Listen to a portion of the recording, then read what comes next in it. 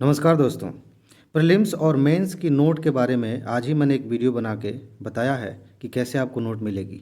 जाके जल्दी से उस वीडियो को देखिए, नोट लीजिए और उसका मैक्सिमम फ़ायदा उठाइए, सेलेक्ट होइए। ठीक है जी। चलिए, तो यूपीएससी 300 में हमारा अगला टॉपिक है सीबीआई। सीबीआई बहुत ज़्यादा इंपॉर्टेंट है, इससे पहले भी क्वेश्चन आए हैं। केंद्रीय जाँच ब्यूरो, ये जाँच ब्यूरो है, सिंपल सी बात है।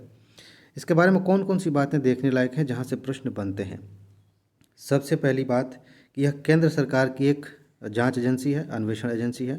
ठीक है, सेंट्रल ब्यूरो ऑफ इन्वेस्टिगेशन, केंद्रीय अन्वेषण ब्यूरो। प्रश्न यहाँ से बनता है कि इसकी स्थापना कब हुई। देखिए, दो तरह की संस्थाएं होती हैं, यहाँ पे अभी लिखा है नीचे।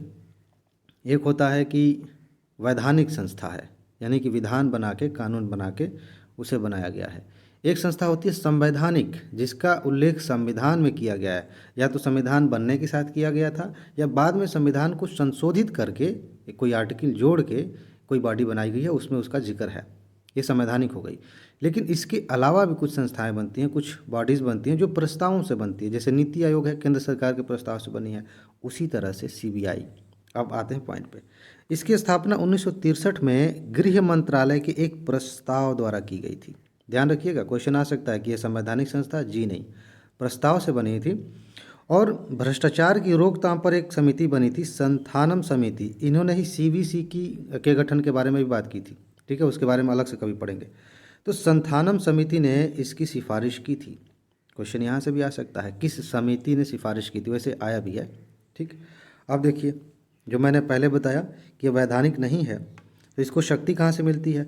देखिए, वैधानिक है तो विधान में शक्ति दी गई है, कानून में शक्ति दी गई है कि ये बॉडी काम कैसे करेगी। संवैधानिक है तो संविधान में लिखा हुआ है कि ये कैसे काम करेगी, उसकी शक्तियाँ क्या हैं। लेकिन ये वैधानिक है ही नहीं, तो इसको शक्ति मिलती है दिल्ली विशेष पुलिस स्थापना अधिनियम 1946 से। वहाँ से शक्ति लेके काम करती है। ठीक है, चलिए अब एक और प्रश्न काफ़ी ज़्यादा इंपॉर्टेंट, और यूपीएससी के नज़रिए से देखें तो इस तरह के क्वेश्चन काफ़ी इंपॉर्टेंट होते हैं। इस तरह की लाइन है, यह किस मंत्रालय, किस विभाग के तहत आएगा, ये ध्यान रखने वाली बात है। ठीक, देख लीजिए, कार्मिक लोक शिकायत और पेंशन मंत्रालय के कार्मिक और प्रशिक्षण विभाग, डीओपीटी, इसके प्रशासनिक नियंत्रण में आता है। ये बॉडी आती है किसके, फिर से मैं बता दूं, जो मंत्रालय है कार्मिक लोक शिकायत और पेंशन मंत्रालय, उसके तहत कार्मिक और प्रशिक्षण विभाग है, उसी के प्रशासनिक नियंत्रण में सीबीआई आती है। ठीक है, चलिए आगे बढ़ते हैं। यह केंद्रीय सतर्कता आयोग और लोकपाल को भी सहायता प्रदान करती है। समझ रहे हैं, जो सतर्कता आयोग है जिसके बारे में मैंने अभी बात की थोड़ी सी, सीबीसी, उसके गठन के लिए भी संथानम आयोग ने सिफारिश की थी। तो सीबीआई इसको भी सहयोग करता है, लोकपाल को भी सहयोग करता है। ठीक, आगे यहाँ से क्वेश्चन काफ़ी इंटरेस्टिंग बनता है। इंटरपोल के बारे में आपने सुना होगा। इंटरपोल बेसिकली एक अंतर्राष्ट्रीय पुलिस कह सकते हैं। तो वो क्या करती है, इंटरपोल जो है दुनिया भर में देशों के जो अपनी पुलिस है देशों की, उनके साथ सहयोग करके काम करती है।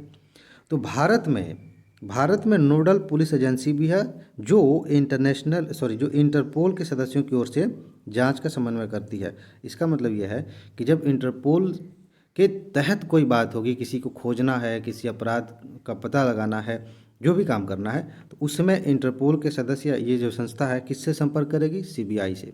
ठीक है, सीबीआई उसके तहत काम करेगी। ये काफ़ी ज़्यादा इंपॉर्टेंट है। चलिए कुछ और बातें जान लेते हैं। सीबीआई, आपको पता है कोई भी बड़ा क्राइम होता है तो लोग मांग करते हैं कि सीबीआई से जांच कराई जाए। लेकिन सीबीआई किसी राज्य में ऐसे ही नहीं चली जाती, सहमति लेनी पड़ती है, क्योंकि ये केंद्र सरकार की जांच एजेंसी है, ध्यान रखिएगा। तो राज्यों में जांच करने के लिए सहमति लेनी होती है, और ये सहमति दो तरह की होती है। ध्यान रखिएगा, सहमति दो तरह की होती है, एक सामान्य सहमति होती है और एक विशिष्ट सहमति होती है। सामान्य सहमति की बात करें, एक्चुअली ये सहमति वाला मुद्दा इसलिए सामने आया क्योंकि अभी हाल फिलहाल में ना कई राज्यों ने कह दिया था कि हम सहमति देंगे नहीं, आप ना आइए, हमारे यहाँ जांच ना करिए, हमारे पास एजेंसीज़ हैं, हम जांच करवा लेंगे। इसलिए मुद्दा आया था। देखिए, सामान्य सहमति का मतलब, जब कोई राज्य किसी मामले की जांच के लिए सीबीआई को एक सामान्य सहमति देता है तो एजेंसी को जांच के संबंध में या उस राज्य में प्रवेश करने पर हर बार केस के लिए नई अनुमति लेने की आवश्यकता नहीं होती। एक बार सहमति मिल गई, अब कोई भी मामला आएगा तो बार बार सरकार से पूछना नहीं पड़ेगा कि आए कि नहीं, आए कि नहीं, ऐसा नहीं है, आ जाओ। ठीक है, जांच करो। अब देखिए इसी के बारे में आगे, भ्रष्टाचार या हिंसा के मामले में उसे निर्बाध जांच को सुगम बनाने के लिए एक सामान्य सहमति दी जाती है। ठीक है, कोई हिंसा हो गई या भ्रष्टाचार का बड़ा मामला आया है तो सामान्य सहमति की ज़रूरत होती है। बार बार अब कितनी बार सहमति लेंगे। इसके अलावा एक होती है विशिष्ट सहमति। अब इसकी ज़रूरत क्यों पड़ती है, विशिष्ट सहमति की ज़रूरत क्यों पड़ती है? जब एक सामान्य सहमति वापस ले ली जाती है, किसी राज्य सरकार ने कहा कि हम सामान्य सहमति आपको नहीं देते, अब आपको जब भी आना होगा हमसे पूछ के आना होगा, तो ये होगा विशिष्ट सहमति। ठीक है, तो जब वापस ले ली जाती है तो सीबीआई को संबंधित राज्य सरकार से जांच हेतु हर केस के लिए सहमति लेने की आवश्यकता होती है। हर बार जब मामला कोई आएगा सरकार से सहमति लेनी पड़ेगी, उसको कहेंगे विशिष्ट सहमति।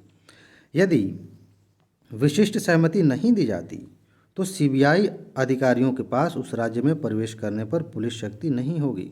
ठीक है, चलिए आगे बढ़ते हैं। मेरे ख्याल से इसमें इतना ही था। ठीक है, तो ये रही काम की बातें सीबीआई से संबंधित। अब इसके बारे में ज़्यादा पढ़ने की ज़रूरत नहीं है, सिर्फ इतना आप जानते हैं सीबीआई से संबंधित कोई भी क्वेश्चन पूछा जाएगा किसी भी तरह का, सिर्फ इसी नॉलेज के आधार पे आप उसे हल कर सकते हैं। ठीक है, तो इसमें बस इतना ही है। अपना ख्याल रखिए, खुश रहिए, मस्त रहिए, मुस्कुराते रहिए, तैयारी और ज़्यादा आसान हो जाएगी। ठीक है जी, आगे मिलते हैं। नमस्कार।